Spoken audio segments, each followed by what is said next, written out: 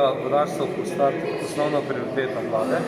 Temu primerno je potrebno pravilno organizirati vse odgovorne za vodarstvo, ki so danes razdeljeni na 6-7 institucij in ustanoviti skupno javno podjetje, kakor smo tudi predvideli v predlogu reorganizacije vodarstva že v začetku leta 2014, ko sem bil sam minister pristojen za okolje. Osnovni predlog gre v smer, da služimo vodni sklad, ljudje odgovorne za investicijo, ki so danes na ministrstvu, tiste, ki so odgovorni za urejanje vodotokov na Agenciji za okolje, tako na sedežu agencije, kako na 8 izpostavah,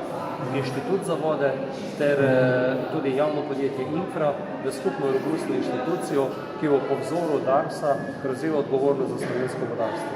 Sestavni del te reorganizacije je tudi to, da se določijo vodotoki tretjega reda, da se ti vodotoki dajo v upravljanje občinam in da občine potem prevzamejo del odgovornosti, predvsem pa, da skupaj z vodarji umestijo prepotrebne objekte v prostor. To je danes ena izmed največjih težav. Kar se tiče izvajalskega dela, pa je predvideno, da se večina del podeli na javnih razpisih, da se predhodno dobi najprej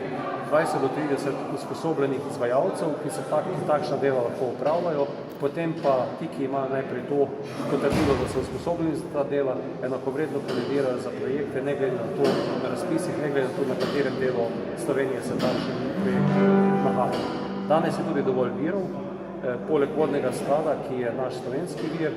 so vir tudi proračunska sredstva, vsekakor pa je pomemben vir iz Evropske unije, najprej kohezijska sredstva, ki so sedaj na razpolago in se v tej perspektivi že koristijo, se bodo tudi že v naslednji. Veliki izziv za vse nas pa je Junckerjev paket,